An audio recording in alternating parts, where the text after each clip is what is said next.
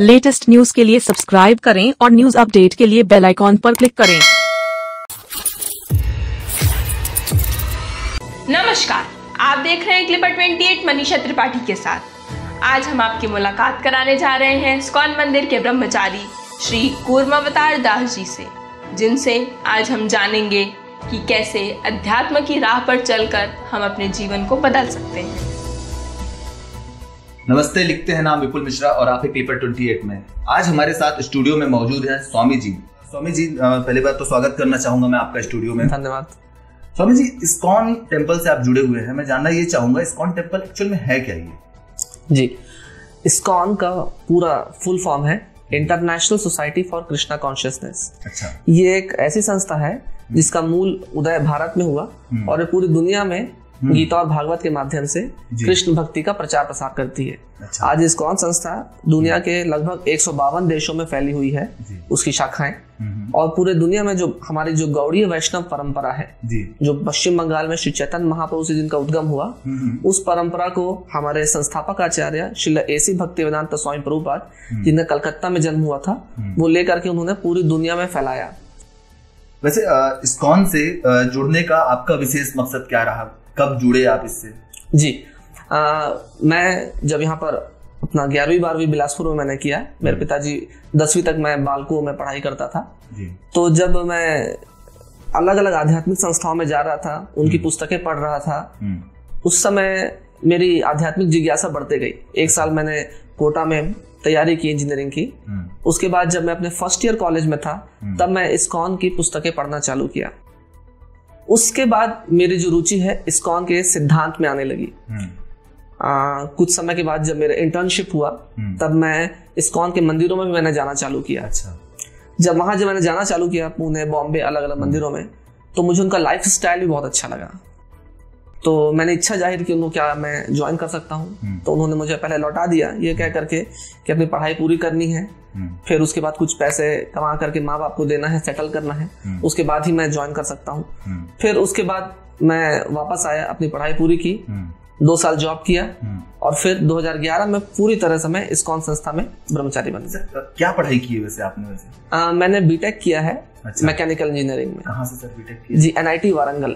अच्छा, NIT वारंगल से किया। जी जी। तो उसके बाद जॉब भी किया आपने 2 साल तक? जी, 2 साल मैंने जॉब किया। किस कंपनी में किया, क्या पैकेज थी? जी, मैं क्रॉम्पटन ग्रीव्स लिमिटेड मुंबई में सबसे पहले मेरी पोस्टिंग हुई थी। अच्छा। मैं वहां पर जॉब करता था, और साथ ही साथ मैंने पैरेलली IIT JEE फिजिक्स पढ़ाना चालू किया। बाद में पुणे शिफ्ट होकर के मैं IIT JEE फिजिक्स का एक टीचर बन गया, फैकल्टी बन गया। स्वामी जी, एक सवाल मेरे मन में पर्सनली भी आता है जी, और बहुत सारे हमारे व्यूअरों ने भी उनसे सवाल पूछा था जब हमने बताया कि हम स्वामी जी से मिलने वाले हैं।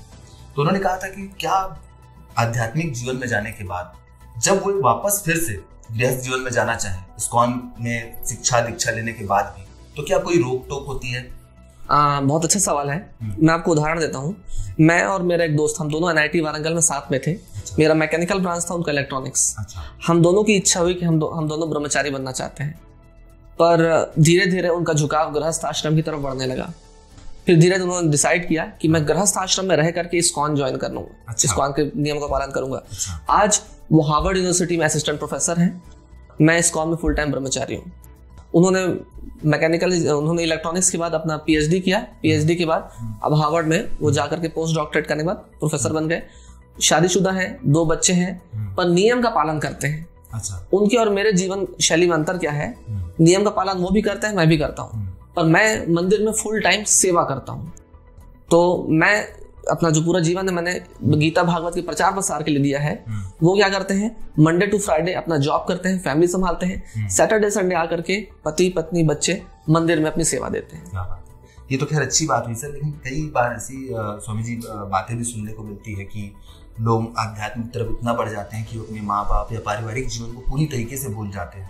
कई बार माता पिता बड़े कष्ट में होते हैं, वो अपना व्यथा अड़ोस पड़ोस से कह पाते हैं, लेकिन अपने बच्चे से नहीं कह पाते। जी जी। तो ये भी मैं सुनने को जो मिलती है, मैं वो पूछना चाहूंगा आपसे, इसमें क्या विचार है आपको? जी, इस्कॉन संस्था में जब कोई व्यक्ति ब्रह्मचारी बनता है, जैसे मैंने बताया जब मैं पहले ब्रह्मचारी बनना चाहता था, हमारे यहाँ नियम है कि सबसे पहले व्यक्ति को अपने माता पिता को फाइनेंशियली स्टेबल करना पड़ता है, उसके बिना वो आकर के ऐसा हमेशा तो नहीं हो पाता स्वामी जी, ऐसा हर बच्चे के लिए भी या हर आध्यात्मिक व्यक्ति के लिए भी संभव नहीं है। अगर नहीं कर पाता तो व्यक्ति ज्वाइन नहीं कर सकता इस्कॉन में। मैं इस्कॉन की बात कर रहा हूँ।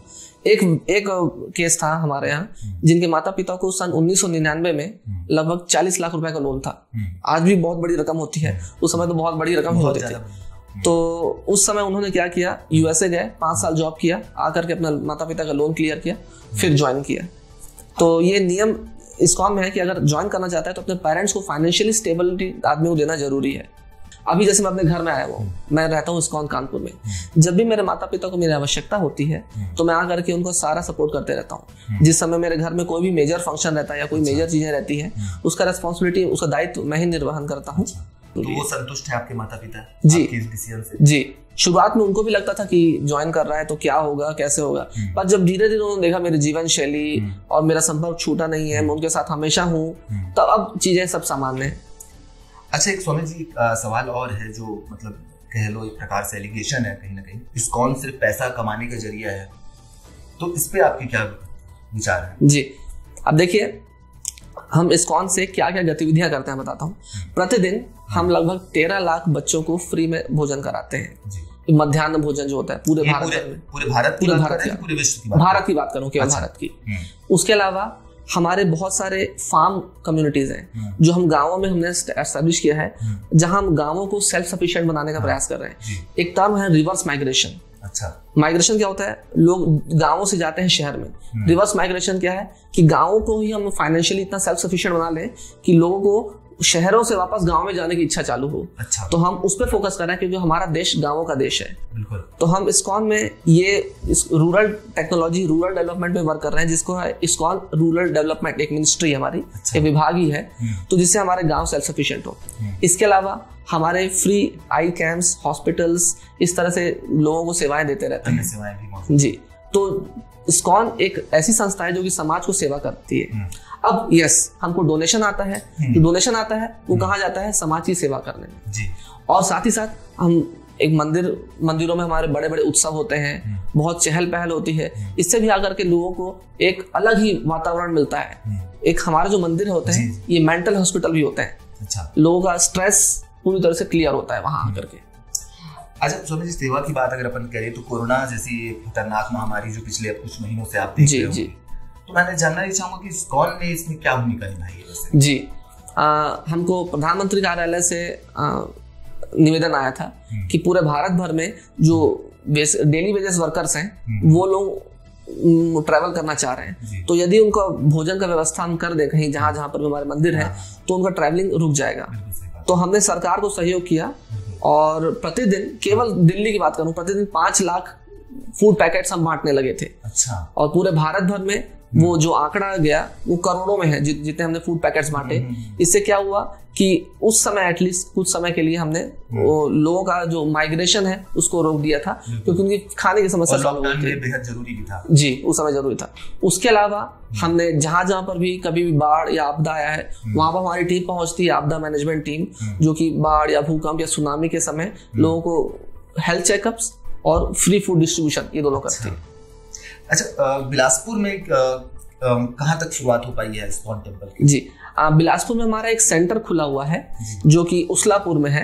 अच्छा। अभी एक मंदिर तो स्थापित नहीं हुआ है, पर धीरे धीरे यहाँ पर भी हमसे 100 भक्त लगभग जुड़ चुके हैं और लगभग 12-15 की गुरु दीक्षा भी हो चुकी है। ये सब गृहस्थ हैं, अभी बिलासपुर में कोई ब्रह्मचारी नहीं है। ये गृहस्थ वो हैं जो कि अपने डेली बिजनेस या जॉब के साथ साथ इस्कॉन के नियम कायदे का पालन करते हैं जी। बिलासपुर में अगर किसी को संपर्क करना हो तो कैसे संपर्क करेगा आपसे? हम जो लोकल यहाँ पर जो भक्त है, जो सेंटर चलता है, वो नॉर्थ एवेन्यू नाम से एक अपार्टमेंट है, वहां जाके कर सकते हैं। उसके अलावा मैं आपको जो लोकल भक्त हैं उनका ईमेल आईडी और फोन नंबर व्हाट्सएप शेयर कर दूंगा। मैं तो कानपुर में रहता हूँ, कोई मुझसे संपर्क करना चाहे तो भी कर सकता है। वसुदेव कुटुंबकम हमारी सभ्यता है जी, तो वसुदेव कुटुंबकम मतलब इस्कॉन मैं जो समझ रहा हूँ कि भारत में अगर इसकी शुरुआत हुई तो भारत में ये नाम डेवलप होकर के ये अन्य देशों में इतना ज्यादा क्यों डेवलप हुआ, इसकी भी मैं वजह जानना चाहूँगा। जी, हमारे जो संस्थापक आचार्य थे उनका जन्म 1896 में भारत में हुआ था। जब 26 साल की उम्र के थे तब अपने गुरु के संपर्क में आए और उन्होंने इस गौड़ीय वैष्णव परंपरा को आगे प्रचार प्रसार करने का कार्य चालू किया। उन्होंने लगभग 35-36 साल भारत में प्रयास किया, परंतु भारत में उस समय अच्छा रेस्पॉन्स उनको नहीं मिला। आज भी भारत में ऐसा ट्रेंड है, जो विदेश से आया वो अच्छा है, और जो देसी है वो थोड़ा उतना अच्छा नहीं है। तो जब इन्होंने देखा, हमारे संस्थापक आचार्य ने, कि कोई भारतीय इसको ले नहीं रहा अच्छी तरह से, तब वो गए विदेश। जब विदेशी भक्तों को बनाया उन्होंने, जब वहां के लोग साड़ी और धोती कुर्ता पहनना चालू किए, तब हम भारतीयों ने उसको लेना चालू किया। और आज भारत में सबसे ज्यादा इस्कॉन के संस्थाएं, शाखाएं हैं, उसके बाद रशिया, फिर यूरोप, अमेरिका, ऑस्ट्रेलिया, दुनिया भर में फैली हुई है। और सबसे ज्यादा जो बड़ा जड़ है और जो हमारा जो वर्ल्ड हेडक्वार्टर है वो भी भारत में है। दुनिया भर में जो हरे कृष्णा हरे रामा की जो गूंज है जी, इसकी विशेषता क्या है स्वामी जी, ये भी जानना चाहेंगे जी। कलि संतरण उपनिषद में ब्रह्मा जी नारद जी को कहते हैं, ये जो हरे कृष्ण कृष्ण कृष्ण हरे हरे, हरे राम राम राम हरे हरे, ये जो मंत्र है कलयुग के लिए विशेष करके स्पेसिफिक मंत्र है, जो कि सारे कष्टों से दूर कर देता है व्यक्ति को। तो इसलिए इस मंत्र को चैतन्य महाप्रभु ने पूरी दुनिया में प्रचार प्रसार करने का हमको आज्ञा दिया था, जिसको हमारे संस्थापक आचार्य ने इसका कीर्तन, इसका जप के माध्यम से पूरी दुनिया में फैलाया। तो कलयुग में जैसे कि साधारण बुखार के लिए पैरासिटामोल होता है, पर जब मलेरिया होता है या टाइफाइड होता है तो कुछ विशेष मेडिसिन दी जाती है। उसी तरह जो कलयुग है उसके लिए विशेष नाम है हरि नाम, जो है हरे कृष्णा। इससे पूरे दुनिया में जो प्रचार प्रसार होकर के सारे लोग इसको अपना सकते हैं। जो लोग राम और कृष्ण जानते नहीं थे, उन्होंने इस मंत्र का जाप करके, कीर्तन करके पूरी तरह सनातन धर्म के पालन करने वाले बन गए। तो ये विशेषता है कलयुग के लिए, ये मंत्र विशेष करके शास्त्रों में दिया हुआ है। अच्छा, एक दिमाग में एक सवाल और है मेरा, पाकिस्तान जैसी मुस्लिम कंट्री में भी, जी पाकिस्तान जैसी मुस्लिम कंट्री में भी ये इस्कॉन टेम्पल जी सर्वाइवल कैसे कर ले रहा है? क्योंकि वहां पे भी मैंने सुना है कि मुस्लिम लोग भी बहुत फॉलो करते हैं राधे कृष्ण जी। तो ये क्या है, ये क्या चमत्कार है, इसके भी बारे में जानना चाहूँगा जी।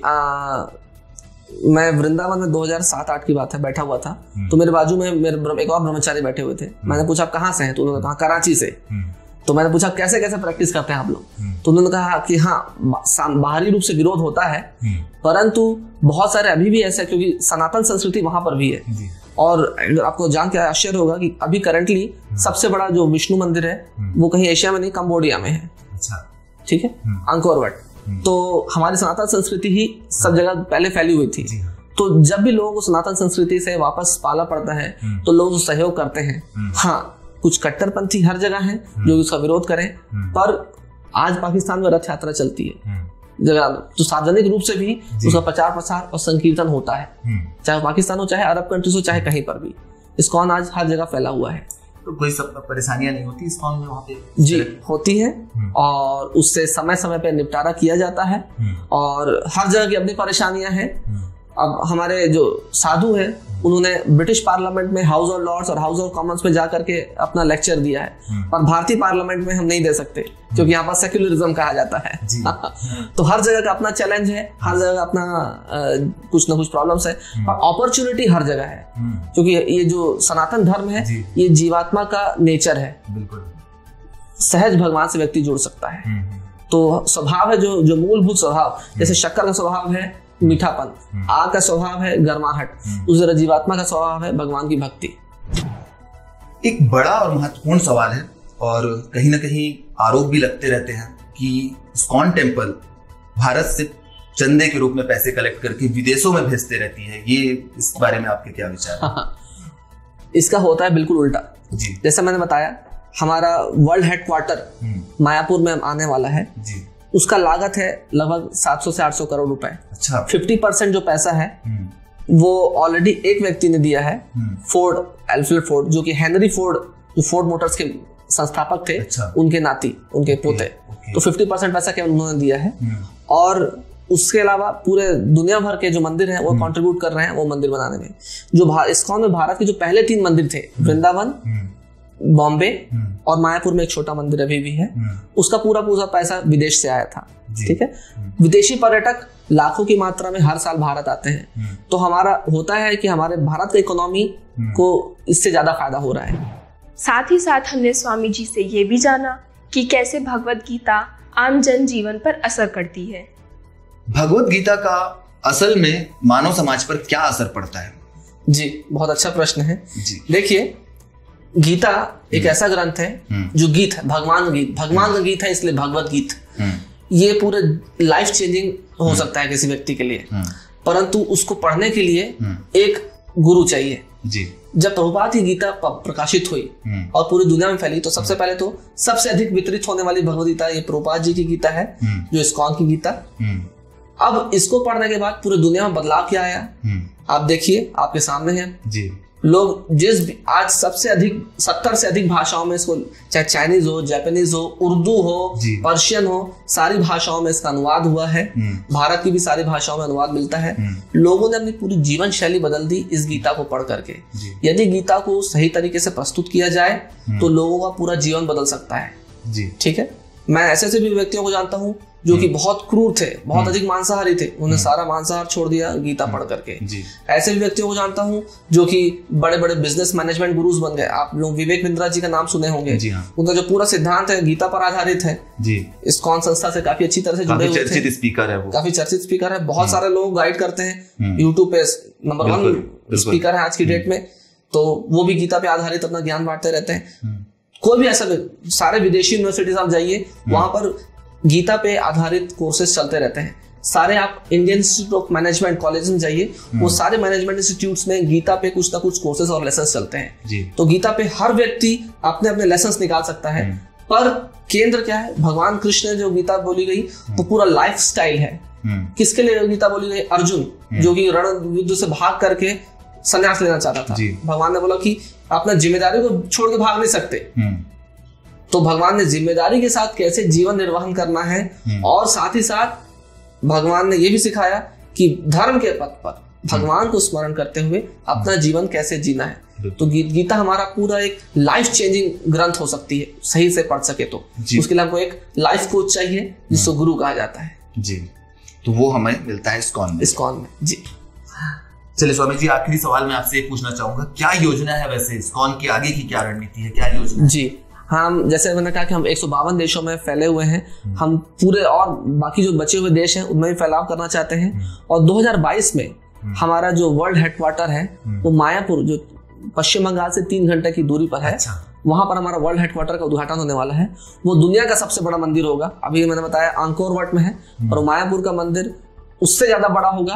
और एक काफी बड़ा हम पूरा मायापुर सिटी बताना चाह रहे हैं, जो कि चैतन्य महाप्रभु के जीवनी और उनके शिक्षाओं का प्रचार प्रसार करे पूरे दुनिया में। वहां पर से प्रचार प्रसार होगा। प्लस हम वहां पर एक टेम्पल ऑफ वैदिक प्लेनेटोरियम बना रहे हैं। वो ऐसा प्लेनेटोरियम होगा वहां पर जो हमारे वैदिक ग्रंथों के अनुसार ब्रह्मांड की संरचना कैसी है वो बताएगा। वहां पर एक मॉडल होगा और एक प्लेनेटोरियम कक्ष भी होगा, जो हमारे वैदिक शास्त्र और वैदिक जो कॉस्मोलॉजी है, खगोल शास्त्र, उसका प्रचार प्रसार होगा। मतलब वहाँ देख भी सकते हैं, सुन भी सकते हैं, और समझ के भी वहाँ पे लोग ज्ञान प्राप्त कर बिल्कुल बिल्कुल समझ।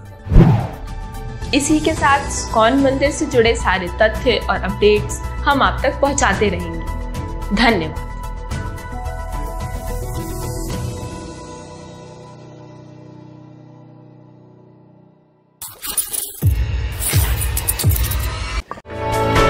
For more news updates, do subscribe, like, share and comment. Clipper 28